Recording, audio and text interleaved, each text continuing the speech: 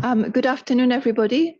Welcome to those of you who have joined us in person, but also to those of you who have joined us online for this policy dialogue, Ukraine and Moldova's road to the EU, getting fit to open negotiating chapters. It still makes me feel extremely happy when I read, those words, Ukraine and Moldova's road to the EU, because it's something that we never thought would happen in the past. So for Ukraine and Moldova, the EU accession is a strategic priority for both countries, driving reforms and strengthening resilience amid Russia's war of attrition against Ukraine and the intensive hybrid war in Moldova. It's not easy, but we can see by the results so far that both countries are doing an excellent job. At the current time, we are seeing active screening of legislation in both countries, which is underway.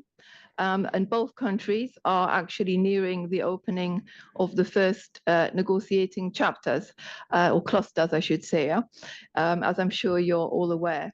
The first cluster that is to be opened is on the fundamentals. And this is a crucial chapter. It's the first one, and then it's the last one, because it very much shapes the accession process as a whole. But it's also probably going to be the most challenging for both countries. Other chapters, such as all clusters, I'm still speaking in the old terminology, as the internal market and external relations clusters are also on the table and likely to be opened soon. I mean, we've seen that there's a very strong momentum to make important progress in 2025 under the Polish and then the Danish presidencies, who are both very committed to seeing significant progress. But we can also see that it's not going to be plain sailing.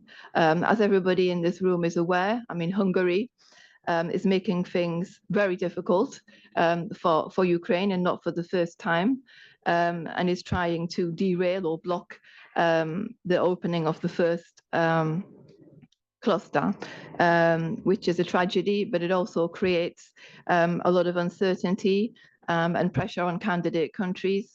But that said, it's also up to the EU, to member states, to actually find a way around this, to not allow Hungary or any other country to be able to block these processes, which has also been a problem in the past, I might add, with the Western Balkans, and to keep the momentum in the enlargement process and make it a reality. So we're here today to talk about the current state of play, the current challenges, what we could expect. And we have a really excellent group of speakers with us today, who I'm going to introduce very briefly. First of all, somebody who's very well known to everybody here, Mr. Gert Koopman, Director General of Neighbourhood and Enlargement Negotiations. Ambassador Vsevolod Chentsov, who is head of the Ukrainian mission to the EU. Ambassador Daniela Morari, head of the mission of Republic of Moldova to the EU. Halszka Lachowicz, who's policy officer, Ukraine service at DG ENEST. And then online we have Iulian Groza, who's executive director of the Institute for European Policies and Reforms in Moldova, and is a former Moldovan official. And last but certainly not least, we have Dmytro Shulga, Europe and the World Programme Director at the International Renaissance Foundation in Kyiv. And we wanted to have civil society represented, because they are and always have been a crucial actor in both countries, and are playing, a fundamental role in driving forward the accession process as well in both countries. So without further ado, because he needs to leave in 45 minutes, so I need to really wrap myself up. I want to give the floor to Mr. Koopman for, we framed it as an opening keynote speech, like an opening overview of what's going on and whatnot. And then I'll take a few questions from the floor before we go to the second part of the session. So the floor is yours, Mr. Koopman.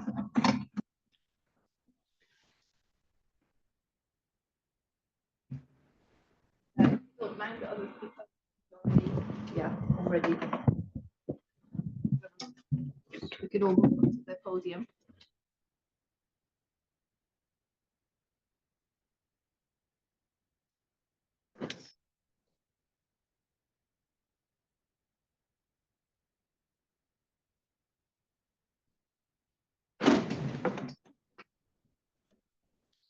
Very good. Well, first of all, thank you very much for inviting me. Good afternoon to everyone here assembled, enjoying the sound of drilling in the street, which reminds us of the fact that we're in Brussels. It's, an evergreen. And those online, of course, I see some familiar faces. Very happy to be here this afternoon.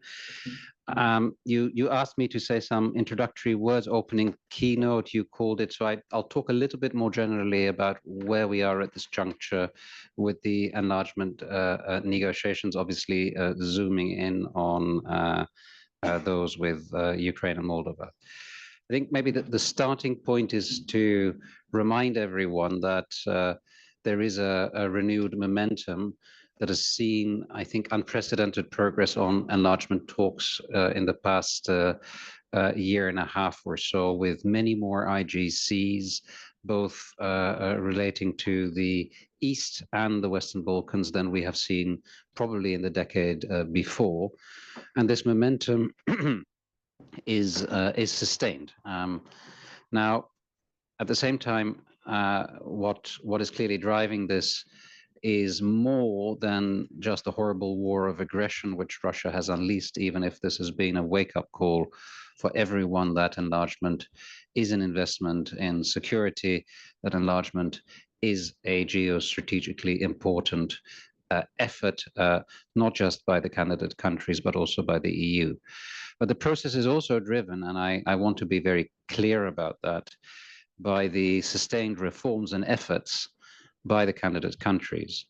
And I think this is really very important because, as you all know, enlargement negotiations proceed on the basis of the merit principle. In other words, countries have to earn their way into the EU.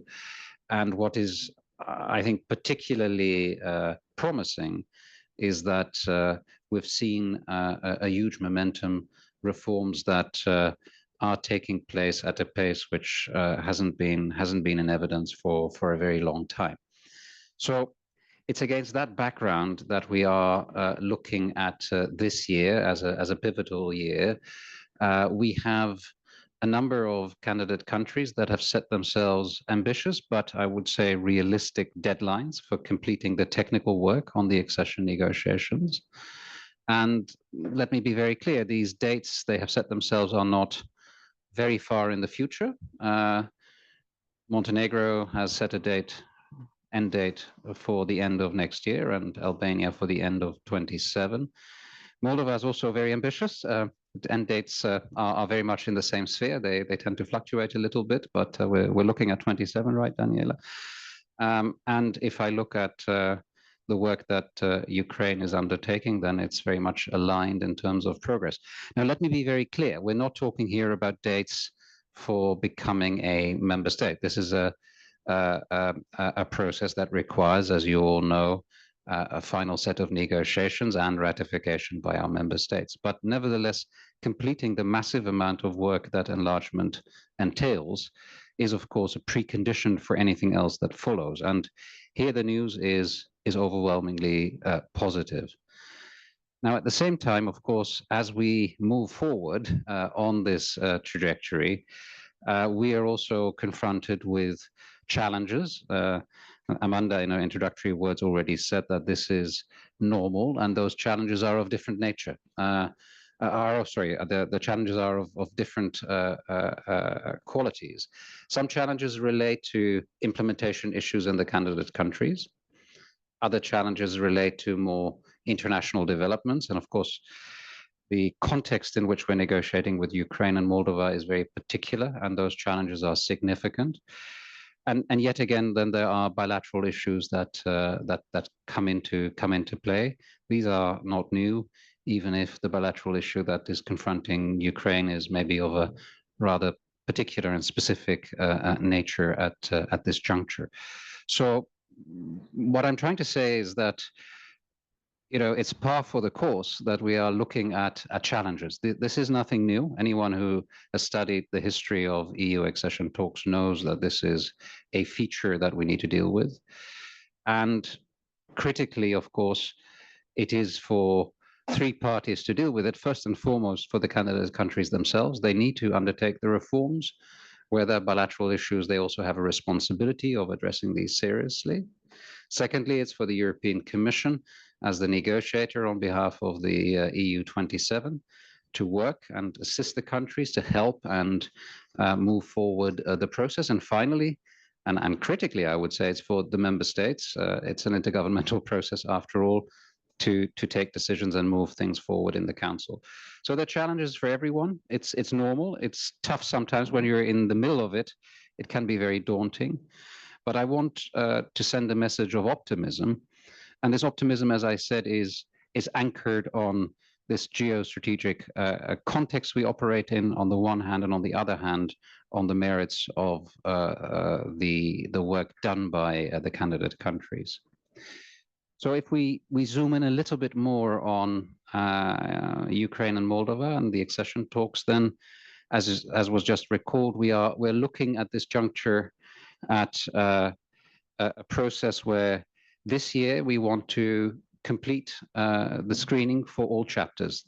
So what am I saying? For all clusters. You confuse me, Amanda, by going back to the old methodology. And this is something which, if we look at the timelines involved, is really extremely fast. Can only be sustained if the countries themselves undertake the technical work and the Commission services continue to prioritize this. But what I would like to convey is that for both countries, we have set out a calendar for screening that will end somewhere in the autumn. On that basis, the Commission will then draw up so-called screening reports, which it will send to the Council, which essentially give a state of play of where the countries are in the respective areas. There are 6 clusters, as you know.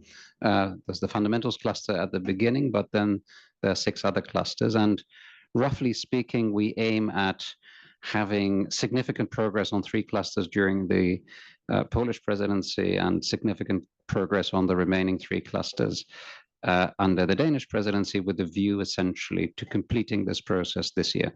So that is very ambitious, because then we would have opened everything, and then we can look towards a scenario where we move towards gradually finalizing the negotiations in the years ahead. It is essential, this phase, because without the homework, actual negotiations cannot really start.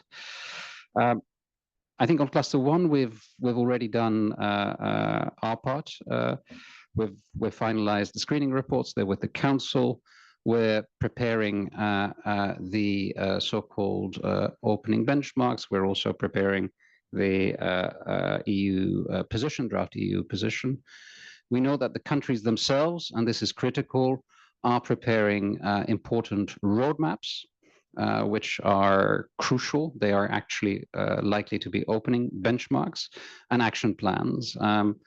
And as is always the case, these are prepared between the countries who take ownership and who are the key driving force, and the Commission, which needs to ensure that they meet EU standards.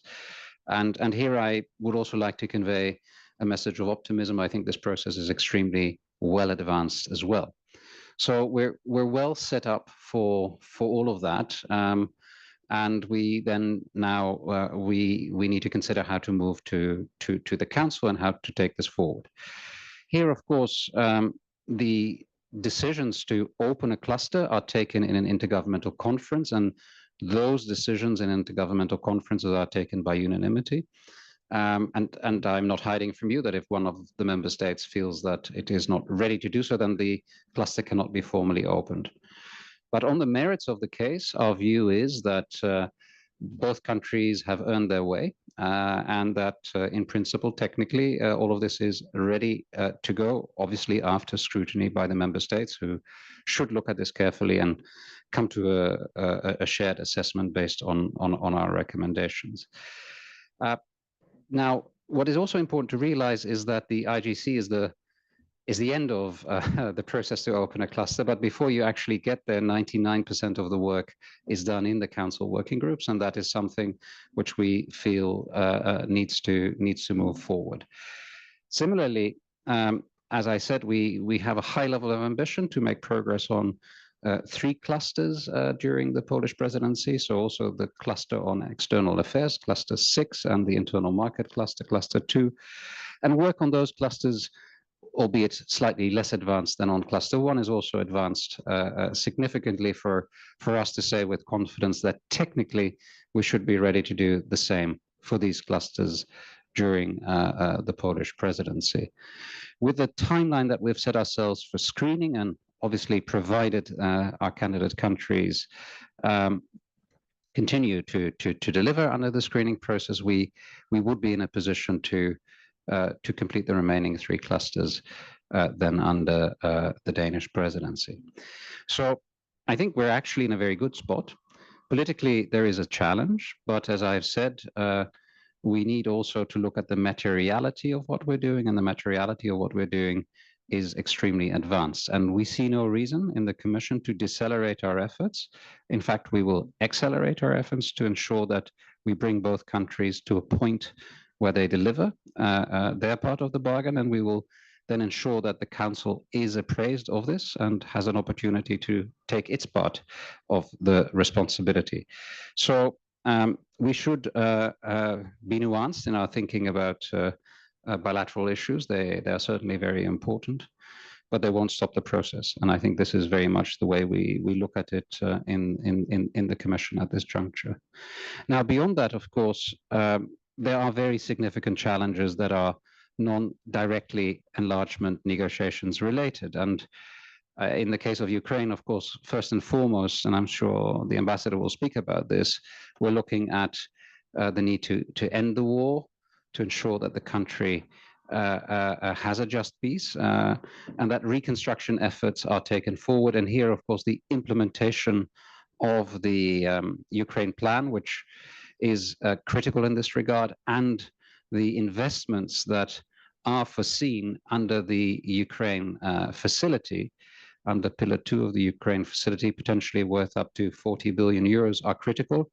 And also here, the news is rather positive. We have had already a series of calls and some very significant projects that have been presented to the tune of some 6 billion euros, which are already underway.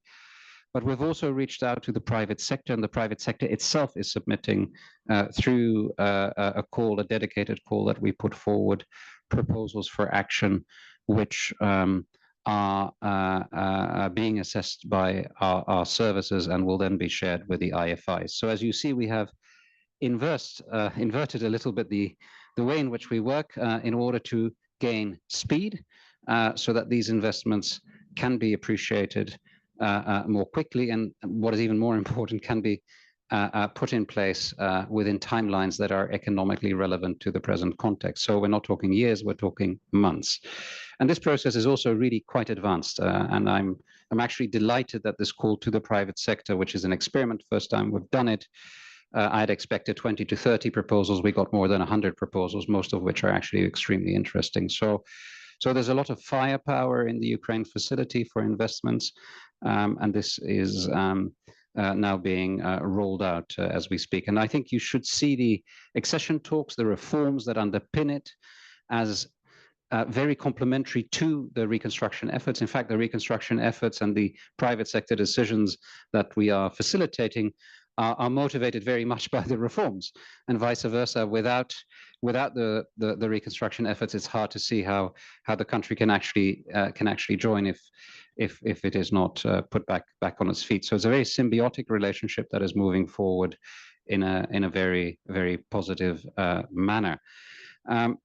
Turning to Moldova, we are about to finalize our assessment of the reform agenda, which is the contribution, if you will, the Moldovan Ukraine plan worth 1.6 billion euros, a massive injection, which was negotiated in record time, also in the council, taken forward in record time. We've looked at it. It looks extremely good. We're obviously finalizing our assessment. I don't want to prejudge it, but I can say that it is looking extremely positive, and we expect progress on this to be made very soon as well. There was already a reference to misinformation and the efforts that are undertaken by the Russian Federation to destabilize Moldova and Ukraine. In the case of Moldova, more through misinformation and potential vote rigging. This is clearly very important with elections in September. But here I should say that the EU institutions and the Commission in particular are working hand in hand with the Moldovan authorities to counter this. It is challenging. We're seeing unprecedented levels of aggression, but we also are confident that we will be able to put very strong defenses in place through the various mechanisms that I have alluded to. And emphatically, these also include dedicated communication. So all in all, as we move further into this year, it certainly is challenging. If you have a very short-term perspective, the challenges may look daunting, but if you zoom out and you look at the bigger picture, then I think there's every reason for optimism. Let me close on this point and happy to take questions or comments. Thank you.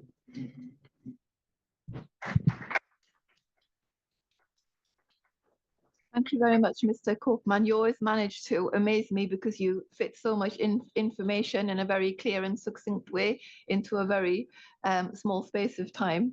So I think you gave a very great overview there, very positive as well. And of course, you know, a big congratulations also needs to go to you and your team for all the work that you do in terms of pushing these processes forward. I want to open the floor to a few questions. And yeah, here we go. If you can say who you are and where you're from, although we probably all know, but just in case somebody doesn't. Thank you for your floor, Dmytro, National News Agency of Ukraine. I just want to speak about the elephant in the room.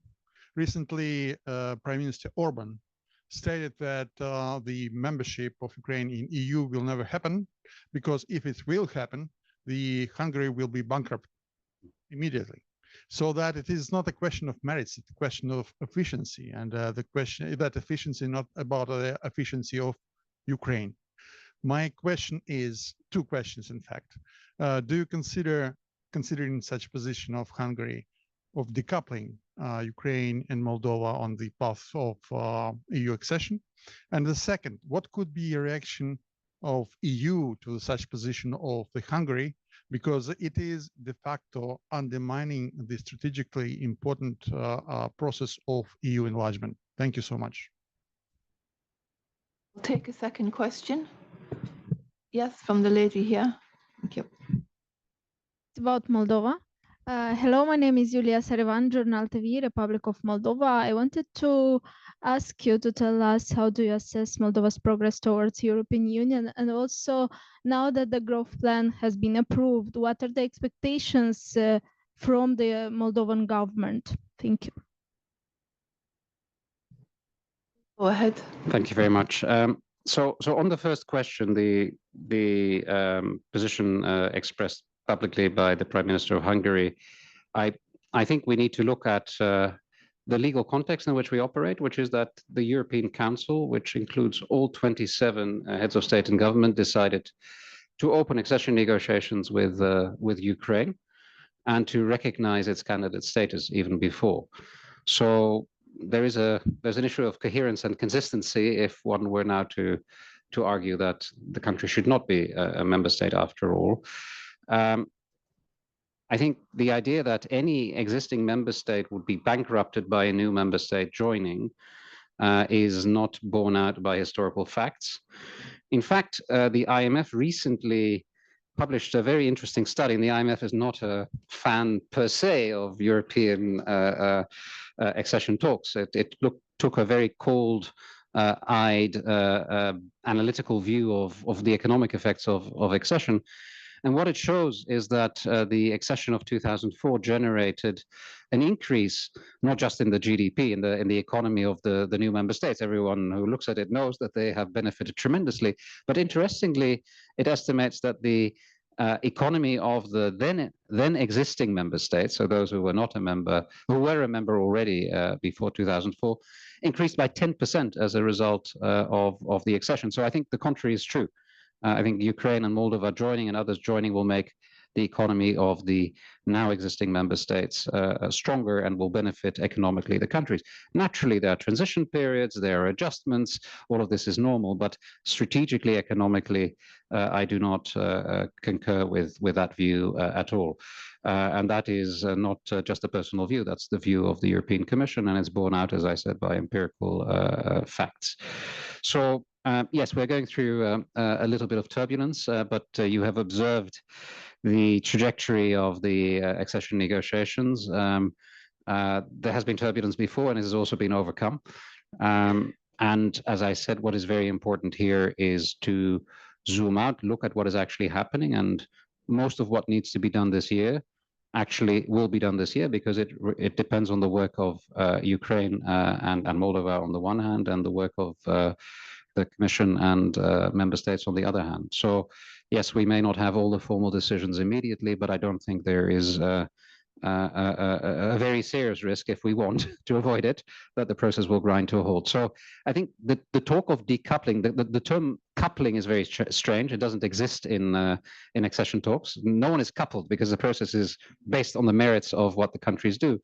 But you know, both countries, as I've said, have demonstrated amply that they are meritorious, and therefore we intend to continue working with them to ensure that both advance as much as possible this year. That is the view.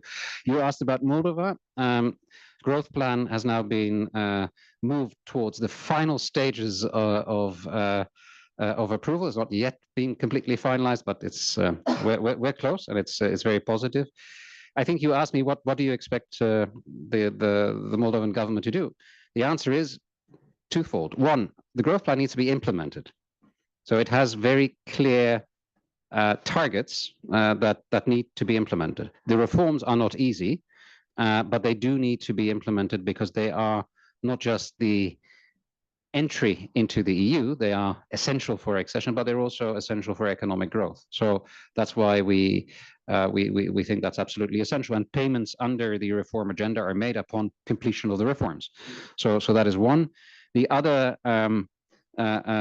piece of advice, which I'm not sure they need because they're doing it anyway, is to continue in the way they are on the accession negotiations, the screening work, the work on the national positions.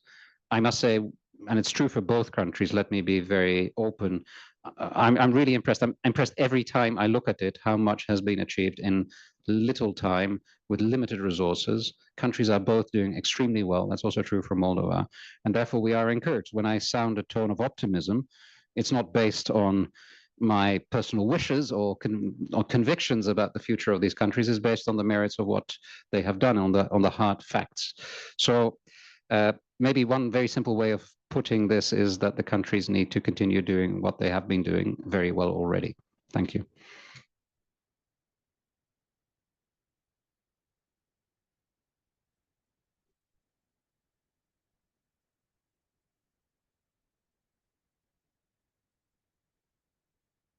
So, hello, my name is Daniela. I'm a ULB student. I'm writing my master thesis on the enlargement and especially the accession of Ukraine to the European Union. So in your speech, you were very optimistic about the progress that have been done.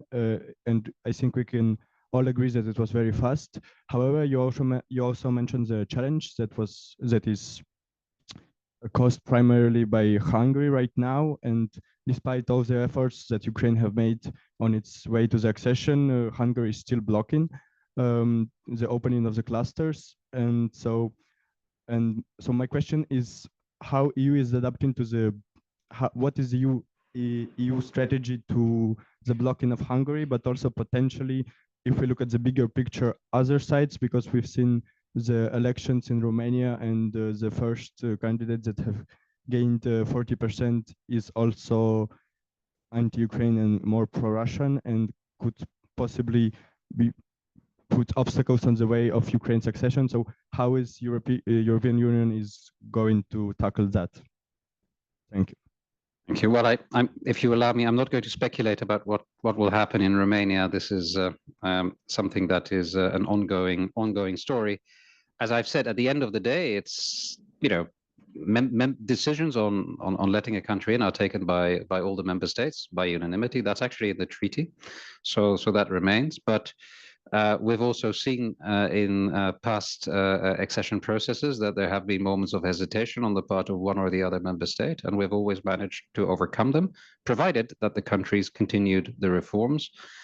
And as far as the actual work is concerned, I without going into any detail, I think that would be premature, but I've sounded a note of optimism as to the capacity of the European Union to continue the work, not to get delayed unnecessarily in this case as well. So we will work this out as we move forward, provided, again, the countries continue to do what they've been doing so well, which is to make the necessary reforms and move forward. That is, in essence, where we are today. And, you know, taking the long view is very important in these circumstances. It can sometimes be a bit frustrating, I understand, especially for our Ukrainian friends. But we're not here for next month's results. We're here for the longer run. And on that, I think confidence is the watchword. Thank you. Thank you, Mr. Koopman, for joining us here today, for sparing your time and answering these questions. Thank you.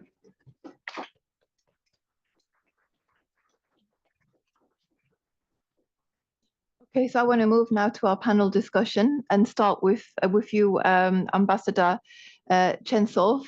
I mean, Ukraine, despite the ongoing full-scale invasion, has managed to do amazing things, because they've managed to push forward with serious reform despite the challenges. So at this point, I mean, we heard something now from Mr. Koopman, but what are your expectations now from the EU, and how much of a blow would it be for Ukraine if it's not possible to open the fundamentals cluster? You know, sorry, I had to ask that question. First of all, thank you very much to EPC for organizing this event, and for everybody joining today, online and offline. And I think I will start with the last, most you know, kind of pressing issue. We are positive people, you know. We don't reflect on the negative scenarios. Otherwise, we would have been nowhere today, right? So if we have an obstacle, we find a way to overcome the obstacle, to work with the issue, to find the solution. This is our approach.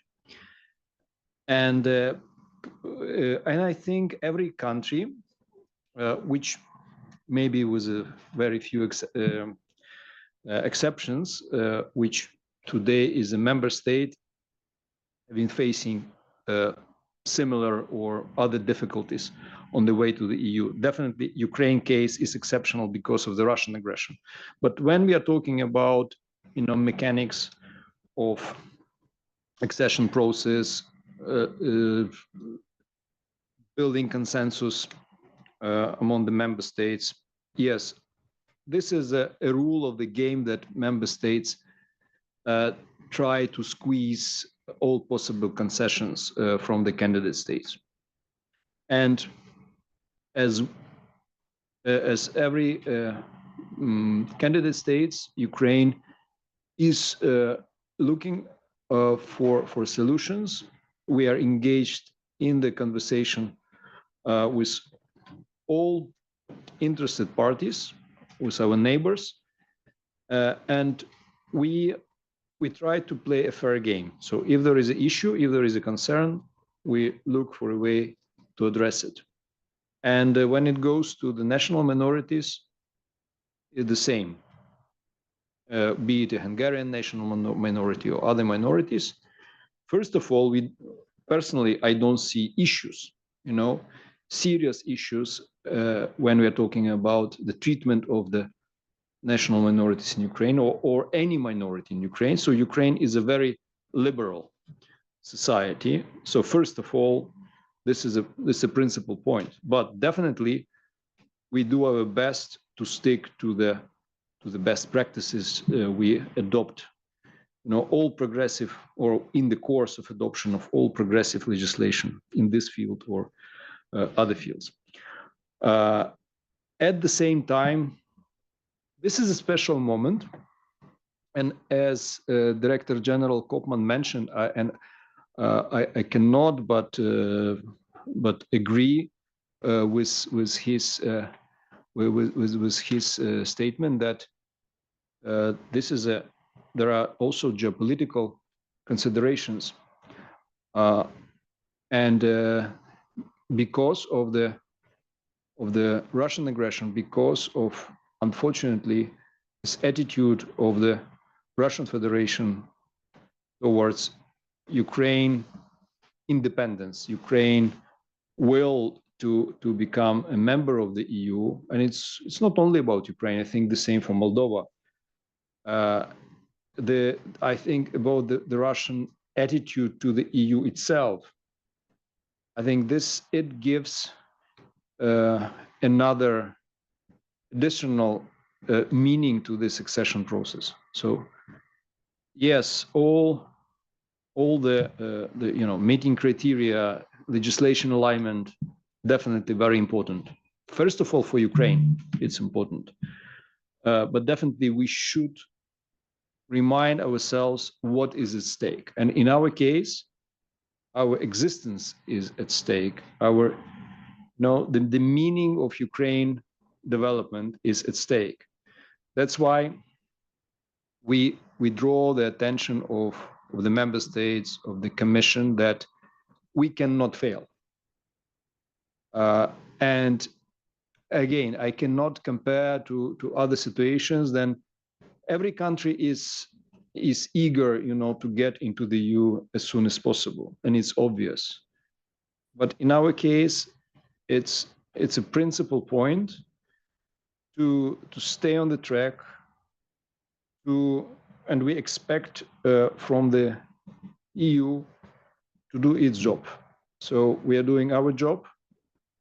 We have to apply all necessary criteria. We need to take on board all necessary legislation, to provide the roadmaps.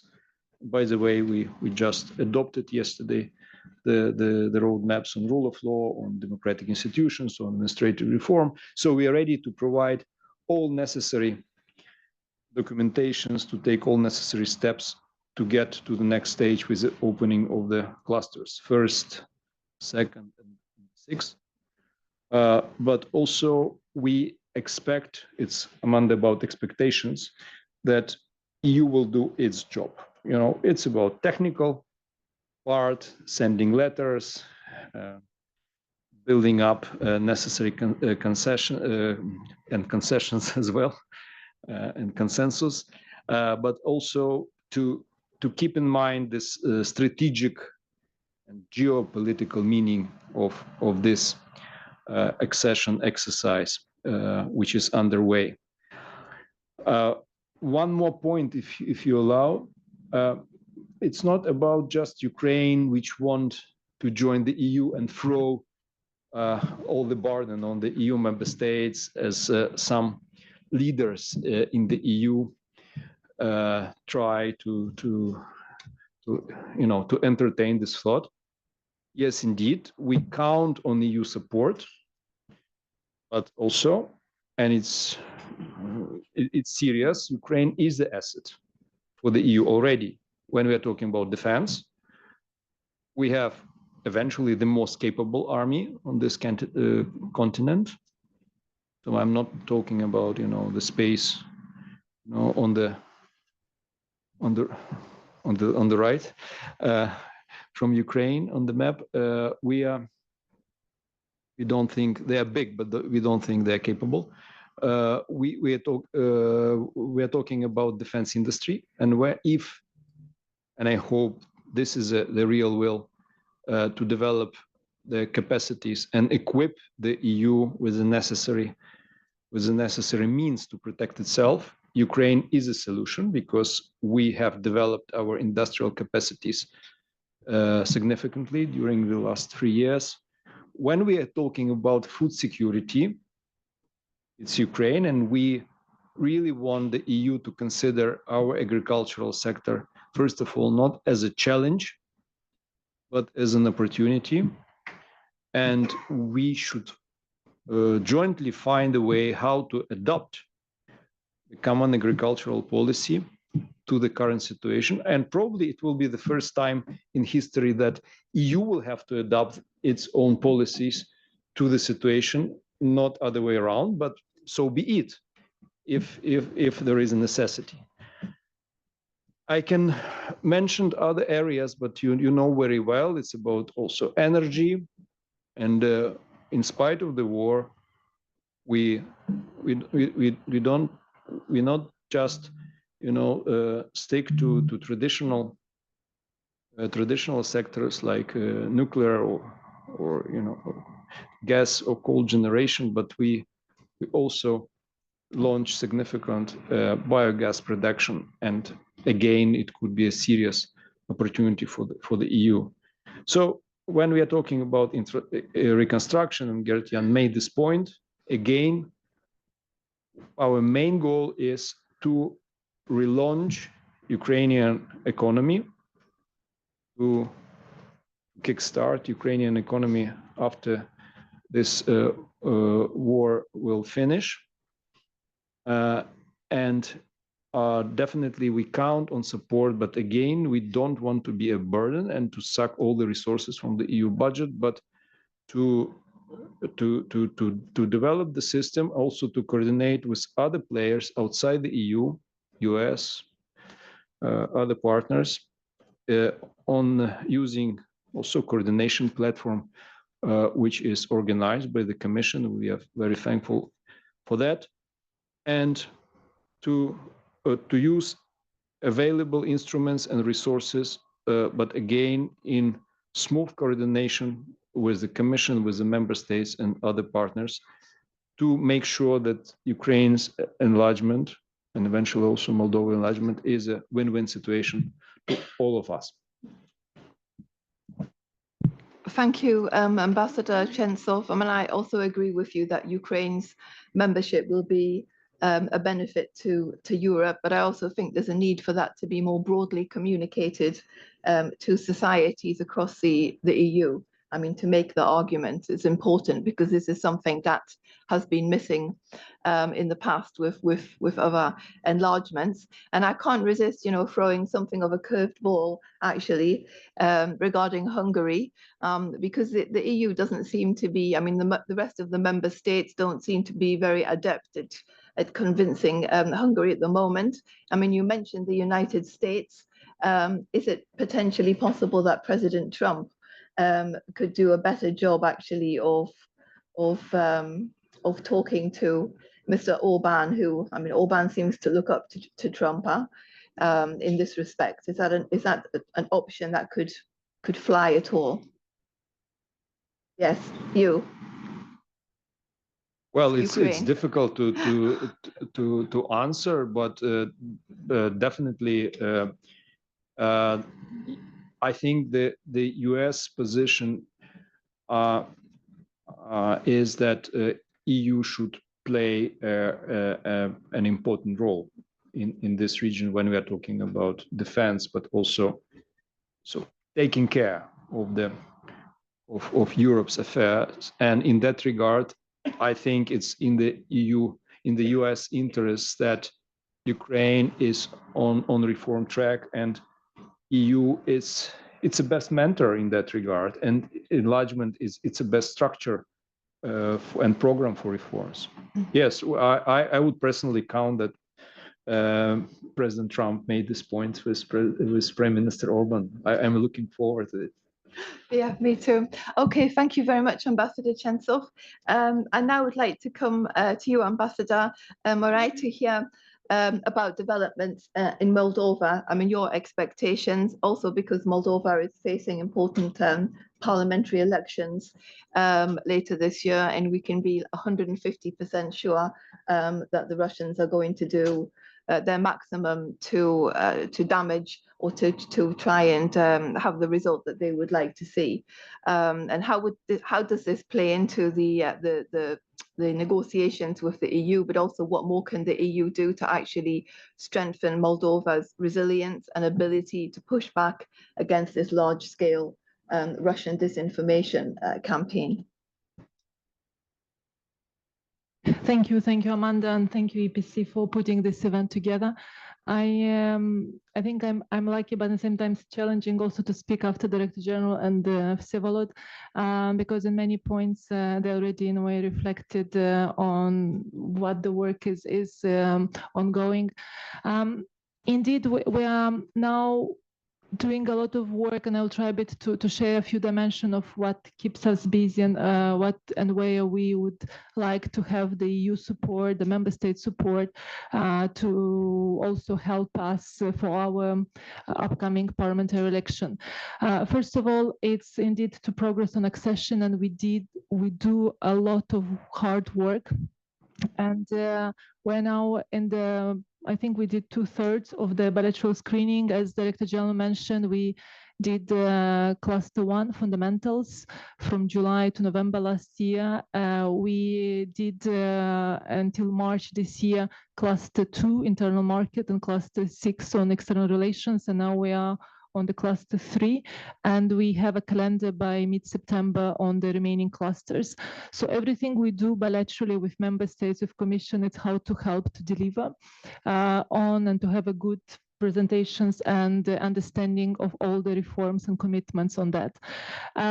It's a lot of work. I think here in Brussels we have from 20 to 100 people every week, and it's even not directly negotiations, it's indirectly the stage where we are telling about the negotiation like transition periods, about the what and where we need more help and more guidance. So we also committed, and we do all the work for the roadmaps for the negotiation positions. So it's a lot of hard work, and we believe also into the mantra that when you really work hard, it's paying off. And we would like also to keep this momentum of reforms that started in the country. And there are many lessons learned also from the experience of the Western Balkans on the process was too slow, and also the support for the EU was questioned, and also this momentum been lost. So we really would like to capitalize on this and to advance with a very ambitious, very challenging reforms that we also do this work. So also building on the referendum that we had last year, advancing on our accession, it's not only a policy, it's our strategic objective, which is into our constitution. So we have all the elements and all the obligations to really advance on that.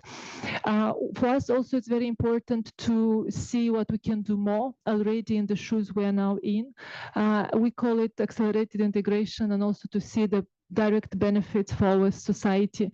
So we're very grateful for the SEPA, for the Single European Payment Area, that was just announced month of March.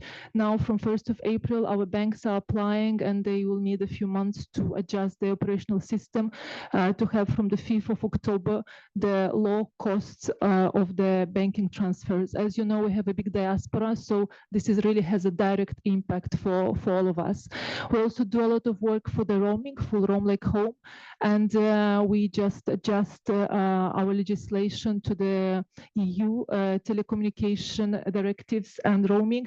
So we hope that all this progress will be kind of evaluated by the Commission, will have the enough support in the Council also to have this direct impact kind of element. As Director General mentioned, we also been ongoing in the last weeks and months working on the growth plan, and it was all the decision-making process, and now the reform agenda. Tomorrow in the session of the government, it will be approved at national level, our reform agenda. It has 7 pillars and it has 44 policy area reforms around, I have given the number, 184 actions and steps of reforms. And this is huge for the next 3 years. So everything you'll hear from me in this format or bilaterally, it's going to be about what we did, what we didn't do, and what to have as disbursements, and also direct list of investments that will help us to generate growth. We know that without economic growth, it's very difficult to advance on our accession. So it's very important to help some sectors to stay afloat, and in some sectors in economy to generate growth. And the most important also, all the work, it's on security and resilience. As you mentioned, and also Director General, we are been through a lot, and we know that these elections are going to be even more dirty, so it's going to be even more complicated from the hybrid actions and threats. So it's very important to build the resilience.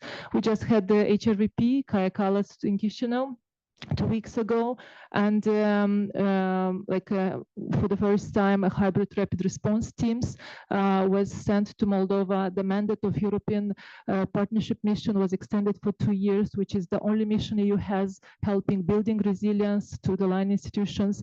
EPF, European Peace Facility, it's also important, and we would like to ask for more help and contribution on that, and also everything we can do in building resilience on cyber, on FIMI, on DIMI, on all these components, which we know that will be intensifying even more. And also we are ready to share from our experience to some other countries that could face something similar, but also to learn from the recent elections that also happening around us, what we can do to adjust faster to all these new challenges.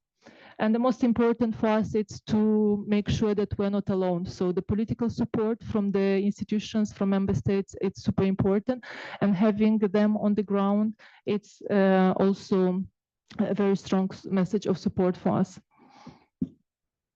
Maybe one additional add-on question. Do you feel like your membership process is inextricably linked to Ukraine's? I mean, you're a tandem. But do you feel if Moldova is able to move forward and Ukraine would be kept back because of an EU blockade, then Moldova should move forward? I mean, they shouldn't be stuck together, if I can put it that way. Whether it would be, if that situation was to arise, I mean, optimally, it would be good for them to be like in step, both countries. But is it potential where Moldova could accede to the EU actually ahead of Ukraine?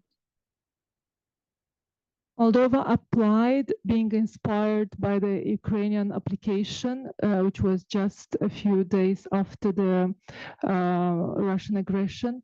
And we also started the accession jointly, being guided by the same drive, by the same will, resonating with the EU values and with the same hope and objective to join European Union.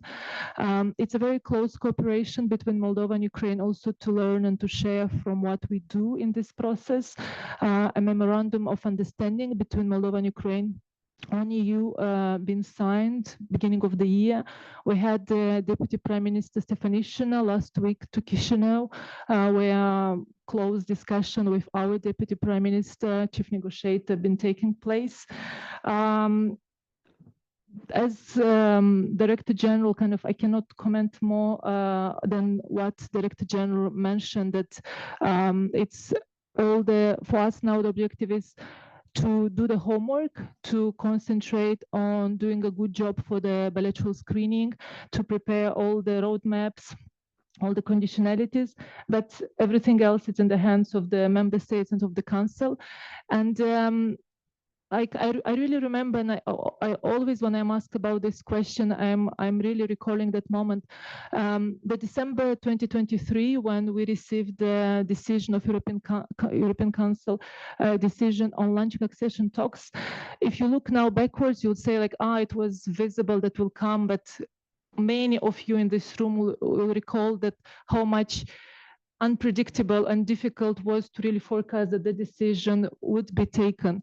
So I was running around many offices here, many permanent representation, many parts of institutions, and asking like, what's going to happen? What are you going to do? And it was a lot of kind of, it's still complicated to say, it's still kind of, and I was asking a lot, what about plan B? And I received an answer saying like, you never start, like when you start to talk about plan B, you never really concentrate fully on plan A. So now we do all the work on fully plan A to advance and to see how we can manage our ambitious calendar for the current year.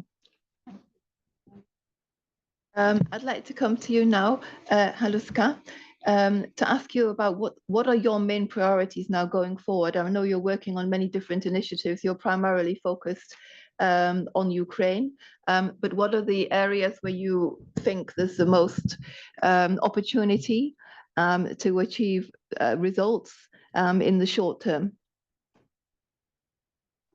Thank you very much, and many thanks for the invitation. I'm honored to sit between two ambassadors and also to see such a great audience here in the room. So thank you very much for the question. Actually, it offers me an opportunity to present you a broader picture, because myself, I'm working exclusively on enlargement because I work in the Ukraine service and represent the team coordinating the work on enlargement for Ukraine.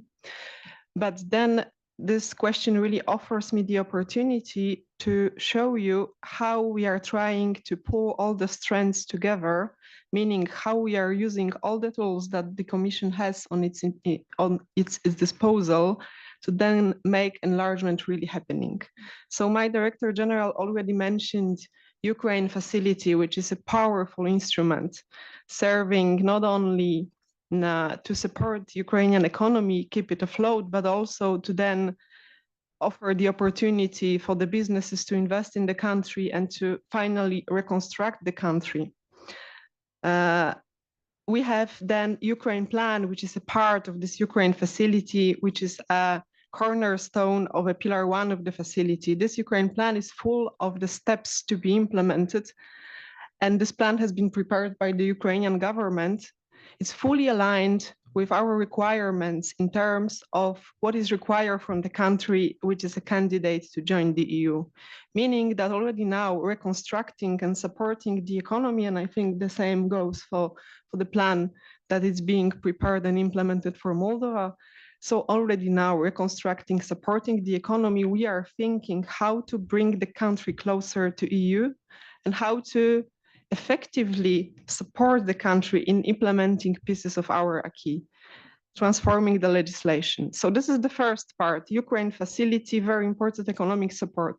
But we still have association agreement, DCFTA. This is actually the legal framework for our cooperation, which is still valid, which is still in place, and which still offers many opportunities in terms, again, on aligning the legislation in the countries with the EU acquis. So there is still undiscovered potential within the association agreement. We have just prepared the priority action plan for the implementation of the CFTA. There are some areas that Ambassador Morari already mentioned where we are well advanced, meaning roaming, meaning so-called ACA agreement, meaning coupling, and here I can use the word fully responsibly, coupling energy networks and energy markets, and so on, also to mention SEPA, for example. So this is also coordinated with our effort within the enlargement. Then we have a donor coordination platform co-chaired by the Commission. This is an international body which is making sure on its daily work that the donor support for Ukraine is well coordinated. And actually, we are not demanding the country to implement a lot of sets of conditionalities, but rather that the conditionalities that countries put on the table are aligned. And here also we are taking care and making sure that the conditionalities attached to the future EU membership are widely recognized. So we have so many tools on our disposal. We are using all of them, but then, of course, there is a main work strand, meaning the work on enlargement.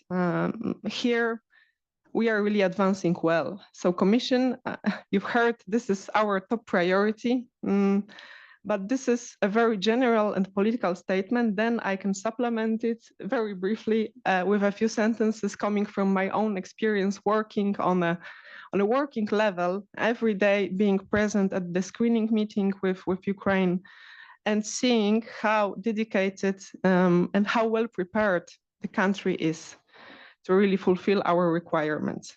Important to say that this is only a first step, meaning the transformative power of enlargement will only be visible if we allow it to start. If we allow to open the clusters, then it will be fully enabled. So our everyday work is focused on making this happening. I think we are doing it with an unprecedented speed on the Commission side. We are not endangering on quality, but we are really squeezing our procedures, preparing all the screening meetings and then screening reports, submitting them to the Council at record speed. Soon the Council can expect us submitting screening reports for cluster 2 and 6, as was mentioned before. We will finalize the screening for cluster 3 already in June. So then we will again, I think with record speed, be preparing cluster screening report for cluster 3. So there is a lot of technical work being done. We very often tend to, when we speak to our partner countries, then we very often used to use the argument that it's not only about preparing pieces of legislation or reform strategies, but about the implementation. So then let me quote the sentence from the EPC recent paper on enlargement. I think it mentioned that rather than focusing on reforming the enlargement methodology, we should be focusing on welcoming new members. So here in the Commission, we also take the approach that this is now about implementation. So we are not inventing new strategies, but rather trying to make the best use of an existing format. And I think so far we are doing well. Of course, the important decisions are to be taken also by the Council. Thank you so much. And of course, I fully agree with you. We should be focusing on welcoming new members and as soon as possible. So thank you for sharing your insights on the key tasks that you're doing.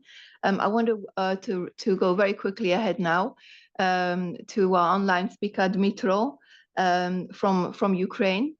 Ukrainian civil society has been a powerful actor in the country for many years. Could you actually share your insights on how civil society is now impacting, or the role it's playing in the accession process? I mean, working with the government in Kyiv, and are you receiving, sufficient support for the tasks that you need to do from the EU? Thank you very much, Amanda, and great to be here. Let me start by answering the first question. I think, Amanda, you put how much a blow it will be for Ukraine if the cluster will be not open. Actually, I would like to make clear it will be a blow to the EU as well. And not only in terms of image and credibility, but also, I think we need to understand what is the sense of urgency and sense of importance for the EU itself. Actually, very pragmatically, not even in terms of image things. Pragmatically, European enlargement is investment in security, at least for Ukrainian case. I can say it for sure, and it's very clearly explained. Basically, the question of EU succession of Ukraine is the question of how resilient, how politically stable, economically developed, populated, and able to defend itself, and also Europe, Ukraine will be in future.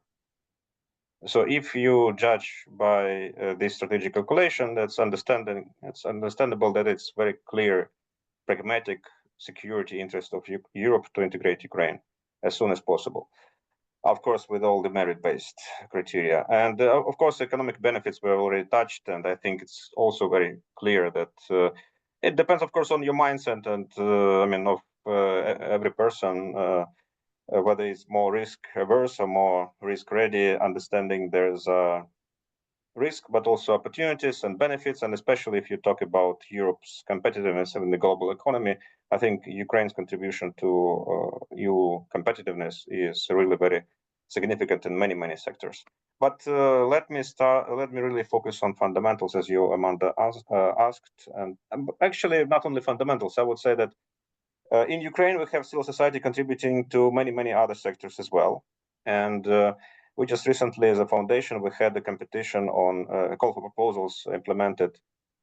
Actually, with EU funding, we are a framework partner of the European Union in developing civil society in Ukraine. International Renaissance Foundation just is implementing now projects with EU support. And within this project, we supported 21 civil society organizations being engaged in the negotiations, helping the government, helping stakeholders to understand better what are the requirements, how to implement them. Actually, across all the clusters, actually, maybe with the exception of the external is more or less okay, but all the other clusters are there. A lot of challenges, of course. I would say that I don't know if fundamentals actually is the most most challenging one. There are some other challenges as well, but let's maybe focus on fundamentals. I think that first of all, speaking from Ukraine, I would say that we live now in the time of what I can call like wartime democracy. So it's a situation when we have martial law, we don't have elections, but at the same time, as rightfully also acknowledged in the European Commission's reports, basically the freedoms are not that much restricted. Also for CSO's activities as well. There are a lot of freedoms in place, including freedom of speech, although there are some restrictions which are debated, but basically there's a lot of opportunities. I mean, independent media flourishing, debates are flourishing in media and social networks. Actually, the government is responsive to public opinion and to public criticisms. We have already instances of high-level officials, members of the cabinet resigned because of public opinion, because of public scandals and something like this. So government cannot ignore the public, even without such accountability issues like elections. Actually, by the way, I must also mention that the parliament is there, and very interestingly, the president, with all the executive power really strengthened in time of martial law, but still the president cannot really control the parliament and cannot really push through any legislation he wants. Of course, he has big power, but not absolute power over the parliament. This is very important. The parliamentary democracy is still there in Ukraine, even in time of martial law. But of course, the challenges are there, and here actually is very important role for the EU as the most important external actor, the most important external anchor for Ukrainian democracy and rule of law. Actually, it's very important to have such an anchor to direct reforms so that they go into the right direction.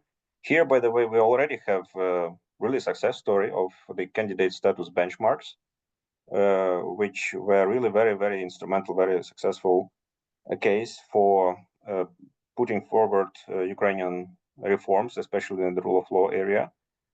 Why so? Because it's not only about motivation, it's not, although of course, but it's also about direction, streamlining, and EU to be a sort of arbiter between different concepts and approaches and interests of.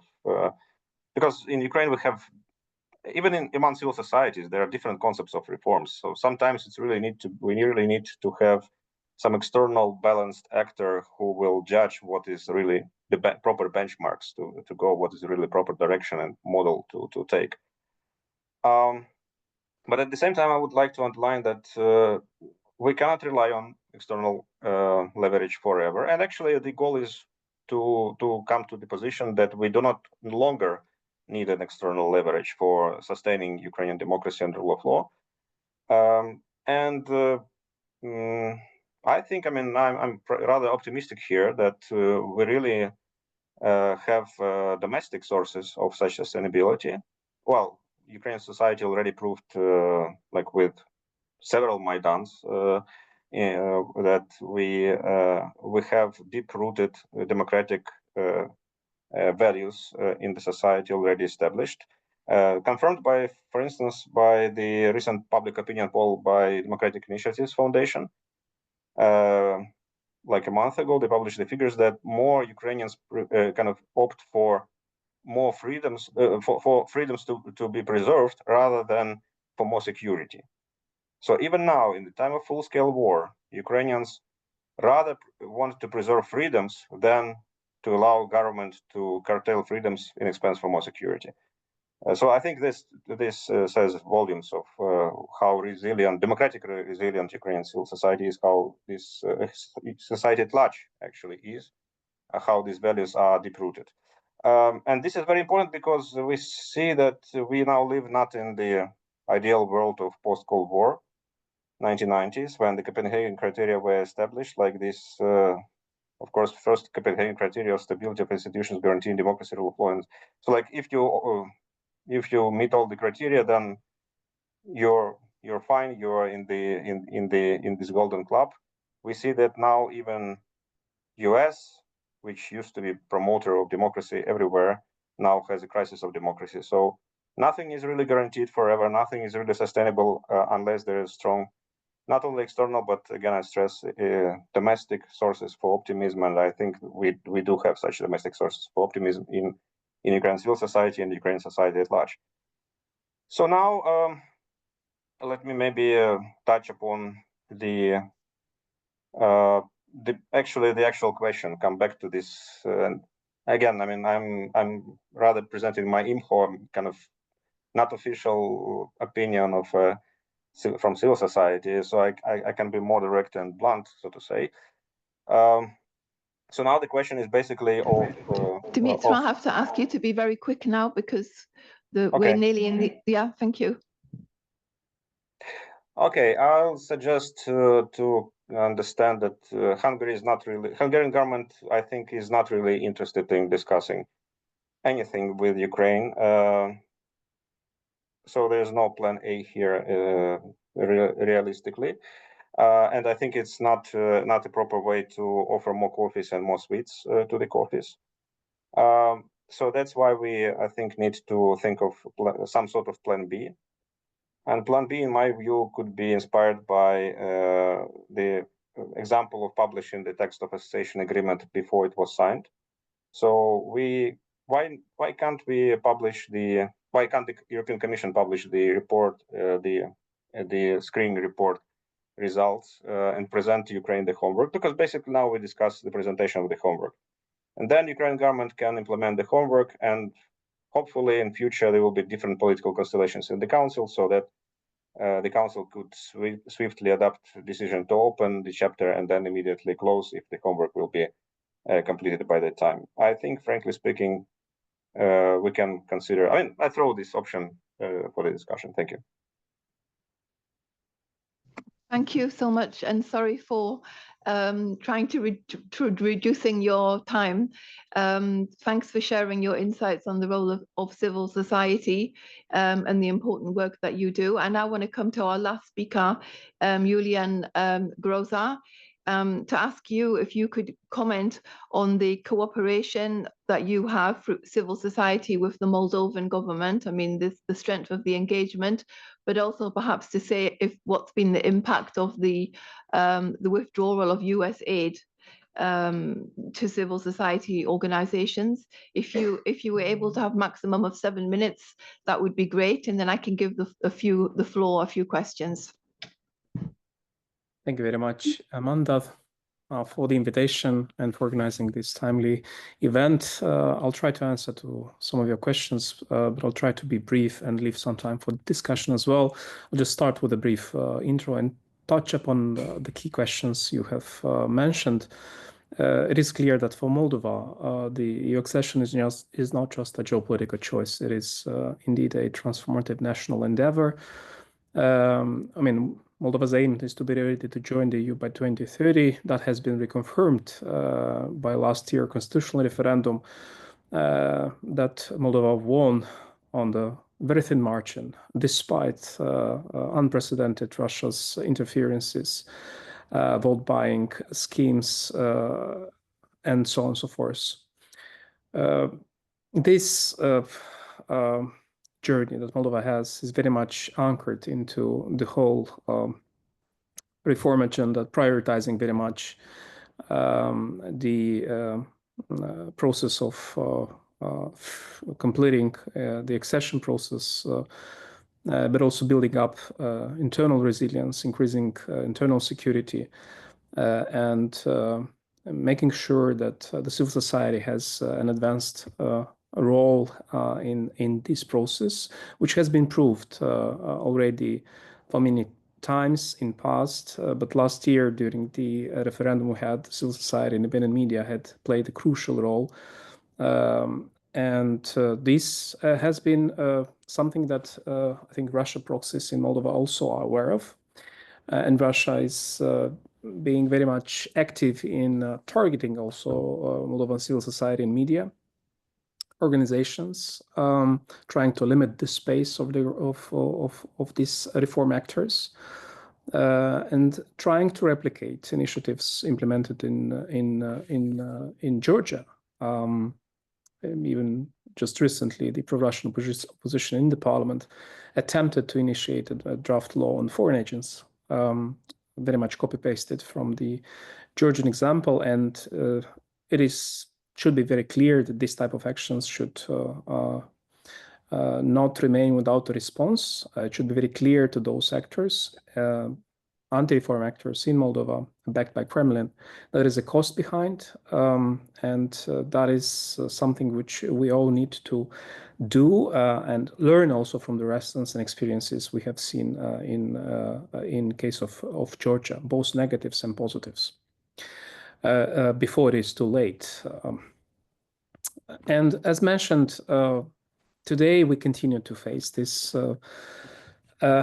FIMI actions from Russia, in particular in the head of the parliamentary elections. Again, TikTok and Telegram, these platforms continue to disseminate anti-European narratives and being used also as channels of communication for Russian proxies. This remains a vulnerability which is should be addressed with common efforts. And I think the ambassador mentioned the role that EU has played so far in the last years in helping Moldova to build up its own resilience, and the presence of EU partnership mission in this sense was crucial. And I think we as a society, together with European Union and the authorities here in Moldova, managed to surprise Russia at least twice over the last 2-3 years. And we need to keep that doing this year as well. As we are improving our ability to face Russia's hybrid warfare interferences, Russia is also changing its tactics, and we expect indeed more sophisticated aggression from Russia directly and indirectly through their proxies, which means that we need to stick very much to the effort of building up internal resilience, protecting the democratic space, protecting the reform actors, civil society, independent media. These actors have been exposed to attacks over the last few months, in particular after the unexpected suspension of US assistance globally, which has disrupted strategic projects in Moldova, but as well as supporting projects of democracy, media, and justice reforms. The good news is that Moldova is not alone, and the EU has provided a vital response through a number of occasions. Beyond the political support we experience from the EU institutions, from the member states, supporting the accession process objectives, we also seen strategic decisions made by the EU to counter Russia's interferences, including the most recent decision of the Commission to provide the energy support, the emergency energy support, which empowered Moldova to give options and to counter Russia's attempts to instrumentalize destabilization interests in the region against internal processes in Moldova. And the growth plan that is being prepared and very likely to be signed over the agreed reform agenda is very important contribution to bridge the gap of that support of the US had, but also to meet the opportunities that we need to embark on in the accession process negotiations in a way replacing the so-called structural funds. This will be crucially important. But now, well, Moldova is ready technically and politically, so is Ukraine. Despite the war, Ukraine continued its reform actions, defending itself, but also continuing the accession process negotiations. I think the ambassador mentioned the recent visit of Deputy Prime Minister Stefanishina to Chișinău. I think this was also very important, just to show that Moldova and Ukraine working together on the path to EU, and we continue to do efforts together to make sure that we are able to advance on our process. But we know that the ball is in the Council side. And here, I think we need to send all very clear signals to the political actors in the EU, and of course, the message goes to Hungary in particular. But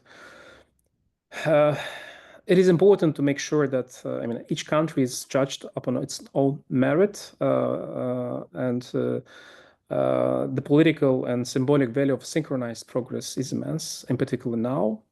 It will demonstrate EU unity and resolve in the face of this adversity.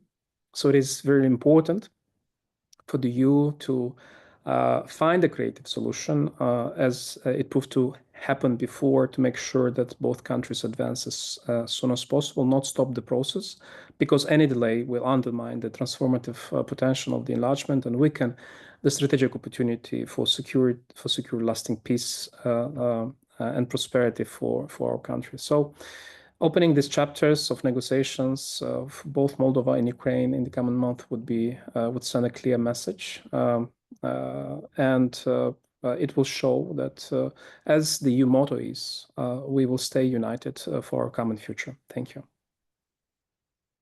Thank you very much, Iulian, and for being so concise in your remarks. I know that we're basically 2 minutes from the end, so if our speakers don't mind going over a few minutes, I would like to see if there are some questions from the floor. If you have a question, please raise your hand. Also online, Romeo, you have something there, and tell us who you are. Okay. Hello. Yes, we have a question probably to Mrs.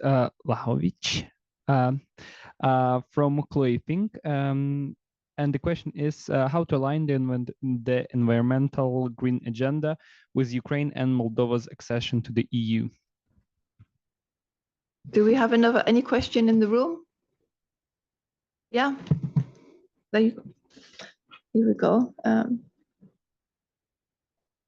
Ambassador Chentsov, if I may, you mentioned that EU should adopt its agricultural policy to Ukraine's accession. My question is it like just a good wish, or there are already some kind of practical tools and consultation mechanism to reach that goal? Thank you. Yeah, one more question online. Yes, it is. Good afternoon. Thank you to the host and panelists for the interesting debate. Pierre Debreu, researcher at the Embassy of the Republic of Korea. If I may, two short questions. One, on the mineral deal, does it respect both US and EU commitments, or is there some divergences? And the second one, on the current negotiation process in Ukraine, what are the views on the ongoing peace deal negotiations in Ukraine? Thank you very much. Right. If we don't have any more questions, I'll go to you first, Ambassador Chentsov, and then we'll come along. On agriculture, the cap will go. So the discussion is ongoing on the reform as such, right? Because there are several options, and probably it deserves a separate event to be organized to discuss it. But Ukrainian membership in the EU definitely will be one of the factors to be taken into account in the course of the reform. And it's not about just subsidies, but to be applied or not, if applied, to what extent. The matter of fact is that Ukrainian agriculture is quite competitive. And basically, Now, I cannot speak on behalf of the whole sector, but many players definitely will be able to compete even without the subsidies from the cap. But this is only one element for discussion, but definitely the issue is very broad and very complex. And I'm sure on a certain point, Ukrainian stakeholders will be involved in that discussion. I don't know whether I need to take about peace negotiations, right, and minerals, Amanda, or you wanted to take it up? After you, Vsevolod. Okay. Okay. On mineral deal, indeed, there is a separate clause in the main agreement. Let's put this way, on establishment of the fund that the Ukraine EU accession will be taken into account, and Ukraine obligations will be taken into account, and there should be no conflict between our cooperation with the US on that matter and our EU accession. And indeed, Ukrainian representatives, they've been in touch with the representatives of the Commission in the course of negotiations. So hopefully, we will be able to avoid any conflict in that regard. Regarding the peace negotiations, so I'm afraid I will not be able to disclose any new information to add what you already know, that there is a consultation process between, on one hand, Ukrainian side and US side. Also, we have a separate track with our European partners, both member states and the institutions, and definitely US is conducting the dialogue with the representatives of Russia. I cannot announce any future meetings or discussions in that regard. Thank you. Halszka, yeah, so you had a question. Yes, thank you very much for the very important question about the green and environmental agenda. So I would recommend to have a closer look on our enlargement report, first of all. So it was published last year in the autumn, and then the next one will be available also autumn this year. You will then have an overview of the chapters that include also elements of green and environmental agenda. Of course, also this will be a part of our screening and accession process. That chapters belong to cluster 4, which is green agenda and sustainable connectivity. There are 4 chapters there. Of course, we will discuss those chapters with the candidate countries to assess the level of alignment, and then we will give our recommendation about the further steps to be taken in this sphere. So yes, it's being taken care of. Thank you. Thank you. I would just like to ask the other speakers, I mean, Ambassador, if you would have any last, let's say, comment to anything that you've heard today from the other speakers that you would like to respond to before we close, or a main takeaway that you would like to see from the Commission or the EU in the coming weeks. Thank you. First of all, thank you very much for your interest of all of you, and also for EPC for putting it together. I think it's very important to find time and to go into the details and all the processes, and I'm amazed by your interest in general. So in the same time, I wanted to say that we remain committed, very dedicated to all the work. Everything that also the decision taken about Ukraine with Ukraine has a huge impact on the Republic of Moldova, and we also trying to follow and trying to have an understanding, but also it's very important, and I also very appreciate all your interest on all the developments inside the Republic of Moldova and how all the processes will get more intensified closer to our parliamentary elections. So I guess it would be more developments to discuss closer to autumn. So we'll be also eager to find maybe a time to pass by and to see in which form and way we advanced from today's discussion. Thank you. Thank you. Dmytro and Iulian, do either of you have a last comment that you would like to make about something that came from the audience, or that final thing that you've just thought of you would like to say? No? Okay, yeah. I just agree with Ambassador Chentsov that we cannot fail. We've paid such a huge price. We continue to pay such a huge price that if European project is alive, we need to find a solution, and we need to move forward. Thank you. I think that's the good phrase to finish on. Basically, we need to see the political will from the EU to actually deliver on this process and to show that they're serious about making it work. I mean, all member states, and finding solutions where problems arise. And that first problem starts and ends with Hungary. There needs to be a solution found to this. I want to thank all of you for joining us today and to taking part in this discussion.